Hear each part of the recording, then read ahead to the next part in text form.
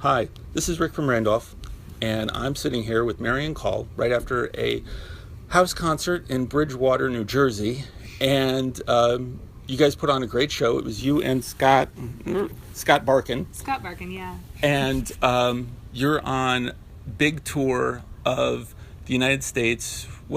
This is stop number 45? I don't remember. I think it's 54, but I might have counted wrong. I got to check. Okay, and I'm not surprised I got the numbers reversed on that it's 54 instead of the 45. It could be 45 as far as I know. I'm not sure that I'm counting correctly. It's just a lot of shows is what it is to go all the way around the country, but it's a lot of fun too.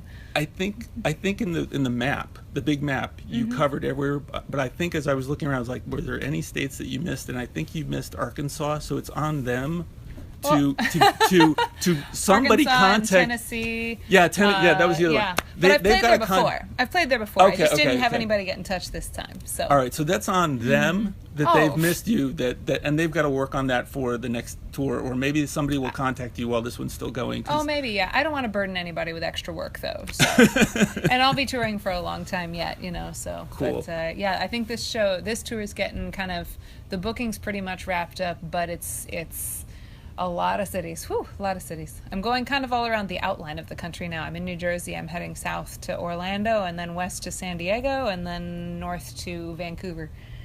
So. Wow. Yeah, just around the outer edges. Well, I'm glad that I can catch you for the couple minutes, 30 seconds, however long I get of your time, which I greatly am appreciative of. Before you.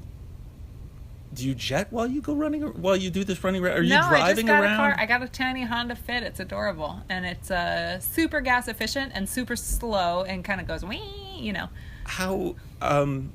Now, Jeff was the guitarist for today. Do you have like a regional guitarist or like a set of them that you go through for the musicians who are your backing musicians as you're going around, or is it? Yeah, I have. Well, it's more that people kind of take shifts that work with their schedule. So, like, I have guitar. No matter where they live, like, I'm gonna wind up somewhere they don't. So, okay. Like Seth, who lives in Seattle, Seth Boyer has played most of this tour with me, and then Laura Zahaski plays with me in Juneau. Brian Ray, my producer, has occasionally played with me down near Texas, and this is Scott Barkin played with me today. He's from he lives in Philadelphia, so but he's toured with me for many years, and we've gone all over the place.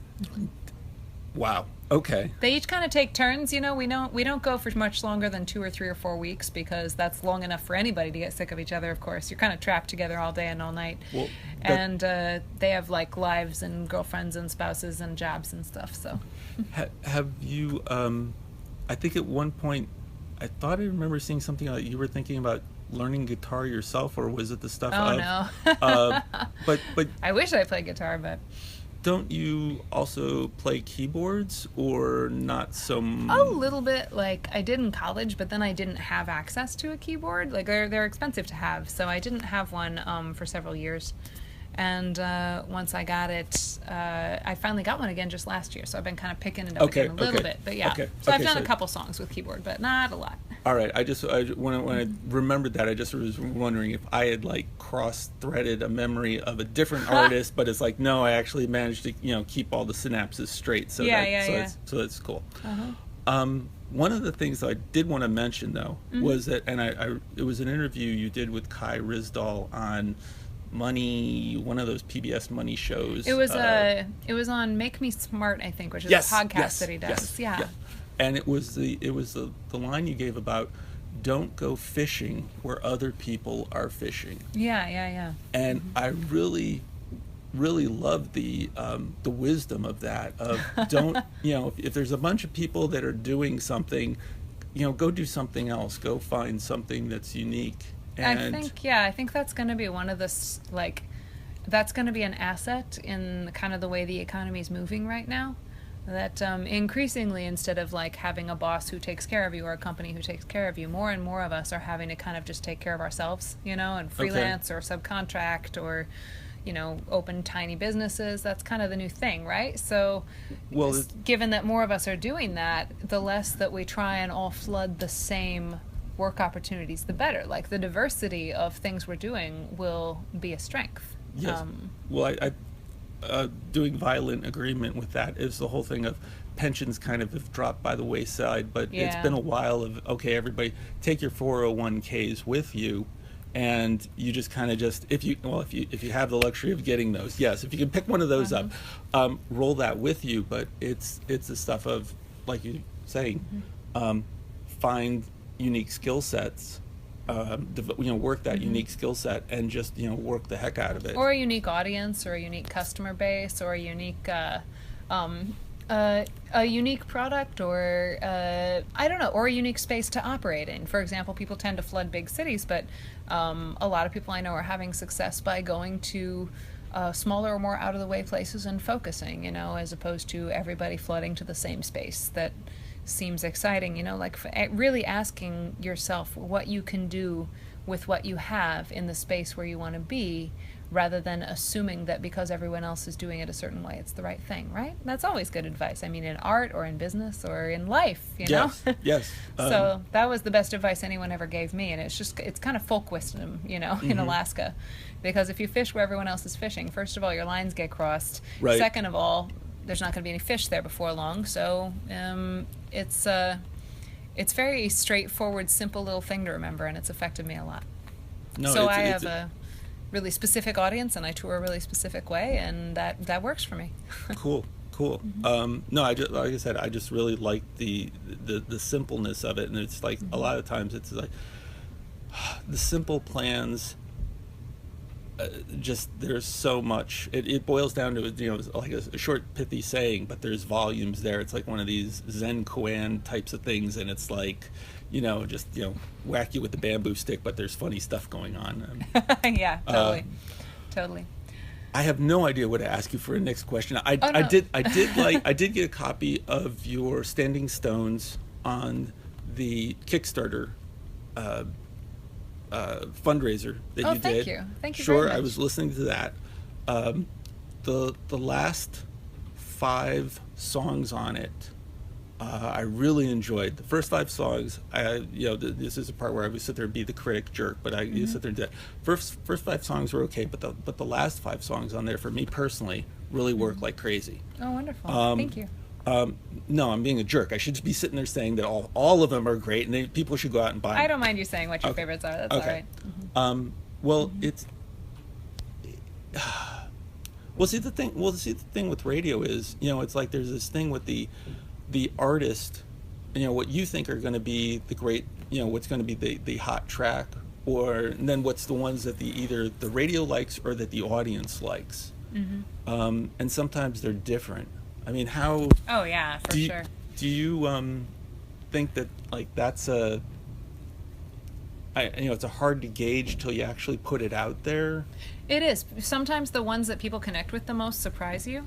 Okay. One of the ones people have connected with the most at shows, I don't know about the recorded version, but at concerts, people have connected the most with one that surprised me. It's called Mediocre Algorithmic First Date. But that's awesome. People have been telling me this means a lot to them, so I've been performing it a lot more than I thought. Yes, I prepared to. Yeah, I did it today. You did today. That's one of the ones I really like, and it matters a lot to me. But I kind of thought this is a mellow, slow ballad. I don't know if anybody's going to be into it, or anyone's going to pay attention to the words. But it turns out that's the one people connect with, so I've been playing it, and people really respond to it in concerts. And there are some other ones that I was so excited to produce on the record, but you just can't do them live. They don't really work. Like The Devil's one of my favorite songs, but there's no way to do it live.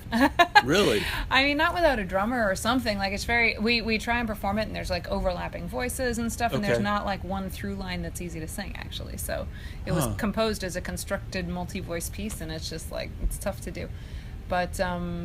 But then I get to let people discover that when they pick up the record, that there's part of my art is doing this thing live in person with a guitar and a typewriter, and part of it is constructing something really magical for the record and putting everything I have and my vision into that. And they're totally different pieces of art, really, And I try and kind of keep them separate, actually, so that people don't come to a concert and then go listen to the album and they're disappointed because it sounds like a badly recorded version of the concert. Instead, they're completely different experiences. Like the CD, I've never done a live performance that sounds like the CD because I don't have all those instruments, right? Okay. Except for maybe the songs that are just guitar.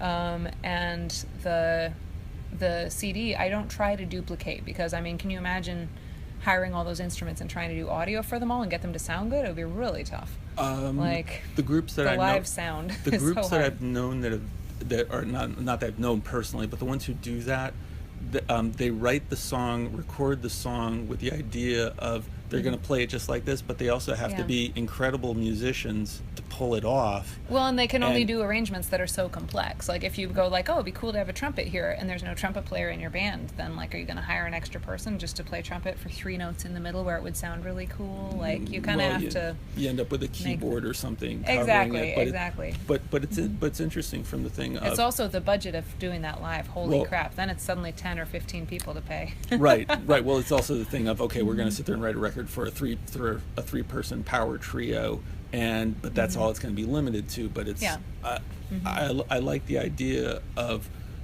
planning in advance for the CD is going to be one experience, but the actual live show is another. Because then there's a reason for people to go out and see Marian Call live as opposed to the CD, because it's a different. You get a different whammy. I learned that early, and I learned by accident, actually. And that's another don't fish where everyone else is fishing, actually. Like, don't just record what you're doing live, because then you have 2 different experiences to give people. And also, people tend to prefer one or the other. Like, a lot of people really prefer the intimate, just my voice and guitar right with them in person. Some people prefer that. And other people prefer, but I want all the drums and the bass and the arrangements and the harmonies and stuff, So, like, people tend to gravitate toward one or the other, and then I get to offer them both experiences, right? I tend to... Which means twice as big an audience. I tend to, with the whole thing of pushing the local artist spotlight and going out to see local artists, and even though it's like, okay, this is a Saturday night thing, and the people who come see me they didn't get a gig that night, which is fine. They have downtime. It's like, okay, fine, go hang out. But it's also the stuff of they'll do something.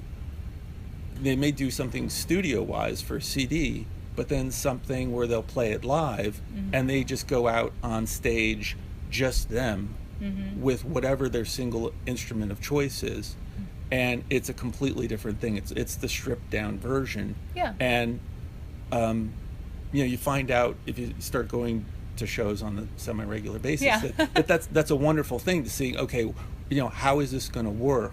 How does it change? What happens when all of a sudden different people get up there and start adding stuff to it?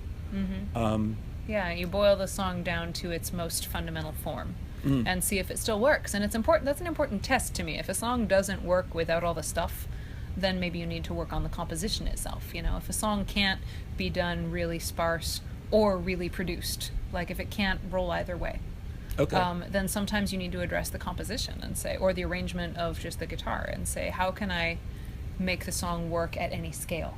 I think that's not all songs need to be that way, but like I think it's a mark of a strong song if you can put it into any context, or reimagine it in any context.